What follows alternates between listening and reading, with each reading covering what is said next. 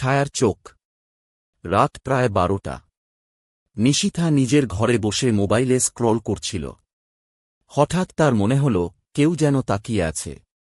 ঘরটা ফাঁকা, জানালা বন্ধ। সে ধীরে ধীরে আয়নার দিকে তাকাল। প্রথমে কিছুই অস্বাভাবিক লাগল না, কিন্তু কিছুক্ষণ পর তার বুক কেঁপে উঠল। আয়নার মধ্যে তার প্রতিচ্ছবির ঠিক পেছনে একটা জোড়া লালচে চোখ দেখা যাচ্ছে। সে পেছনে তাকাল, কিন্তু সেখানে কেউ নেই। আবার আয়নার দিকে তাকাতেই চোখগুলো আরও স্পষ্ট হয়ে উঠল। এবার যেন একটা ছায়ামূর্তি ধীরে ধীরে আয়নার গভীর থেকে বেরিয়ে আসছে। ভয়ে নিশিথা চিৎকার করে লাইট জ্বালিয়ে দিল। সাথে সাথে সবকিছু স্বাভাবিক হয়ে গেল। আয়নাতে শুধু তার নিজের প্রতিচ্ছবিই দেখা যাচ্ছিল। সেদিন রাতে কিছু হয়নি, কিন্তু পরের দিন থেকে আজব জিনিস ঘটতে লাগল। ঘরে ঢুকলে মনে হতো কেউ তার কানের কাছে ফিসফিস করছে। মাঝরাতে ঘুম ভেঙে গেলে দেখত আয়নার সামনে নিজে নিজে দুলতে থাকা একটা ছায়া।